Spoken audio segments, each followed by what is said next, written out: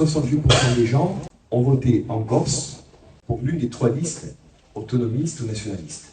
Et aujourd'hui, il y a démocratiquement une écrasante majorité de gens favorables à ce que nous sommes en train de faire. Ces gens-là ont voté pour quoi? Ils ont voté pour la reconnaissance du peuple corse. Ils ont voté pour la co-officialité. Ils ont voté pour le statut de résident. Bien malheureusement, nous ne parlons à ce stade d'aucune des trois revendications au sens strict. Il est question d'une communauté, d'une politique d'immersion puissante en faveur de la langue corse, dans l'enseignement public, et d'un statut de résidence sous l'angle de la fiscalité pour effectivement subordonner, dans des modalités qui ne sont pas définies, l'acquisition d'un bien foncier ou immobilier à une durée de présence continue dans l'île. Moi, j'espère vivement qu'on arrêtera bientôt de parler institution.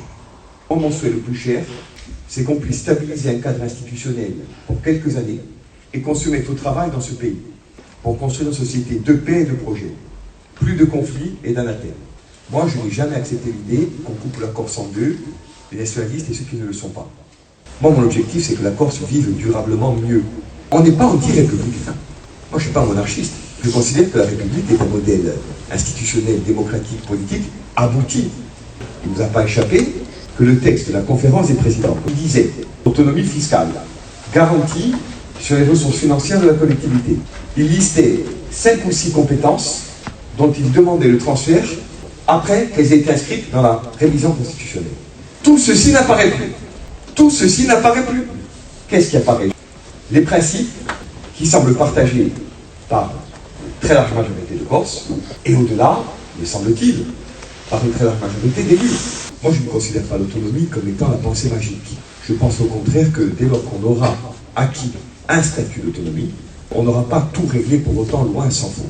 On a dit ici ou là au début du processus que ce que nous voulions, c'était échapper à toute forme de contrôle. Il n'y a rien de plus faux. L'écriture prévoit les modalités de contrôle par le Conseil constitutionnel concernant les dispositions de nature législative et par le Conseil d'État concernant les dispositions éventuelles de nature réglementaire. La colère existera. Non. Et c'est là où je ne serai pas d'accord avec mon ami Romain Colonne. La colère existe déjà. La colère existe déjà. Et beaucoup de gens, aussi désagréables que ça puisse être à dire par moi, ici, en Corse, sont rétifs à l'idée d'autonomie parce que considérant que nous n'appliquons pas assez bien les compétences dont déjà nous disposons. J'ai entendu le président Larcher dire « il est hors de question que le Parlement soit contourné ». Nous souhaitons ardemment que le Parlement ne soit contourné à aucun moment. Que le Parlement s'exprime, que les députés, que les sénateurs s'en donnent à cœur joie. Nous, on va faire campagne. On va aller au-devant des gens, on va expliquer ce qu'on fait. Et on verra les résultats. Connaître une communauté, c'est reconnaître sa diaspora. La diaspora corse, au sens large, est plus importante numériquement que le peuple corse sur la terre de Corse. Caractériser en droit l'inscription dans une communauté et dans sa diaspora ouvre droit à des dispositions qui seraient équivalentes. C'est extrêmement compliqué. Moi, je ne vais pas faire de langue de bois. En droit, c'est extrêmement compliqué. On parle pas assez, et singulièrement depuis qu'on est aux responsabilités, de l'économie, du social, de la vie des entreprises. Est-ce qu'on est pour une Corse qui continue de crouler sous le poids de la dépense publique, ou est-ce qu'on est pour une Corse qui libère l'entrepreneuriat et qui se tourne résolument vers la création d'emplois privés? Le peuple corse est une communauté de destin. À aucun moment, de notre point de vue, le peuple corse ne sera fondé sur le droit du sang.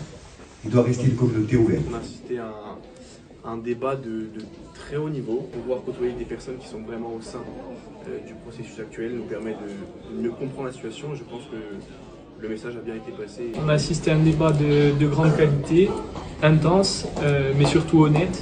C'est à la Corse de s'ouvrir au Parlement français à travers l'Assemblée nationale et sa représentation ainsi qu'à travers le Sénat.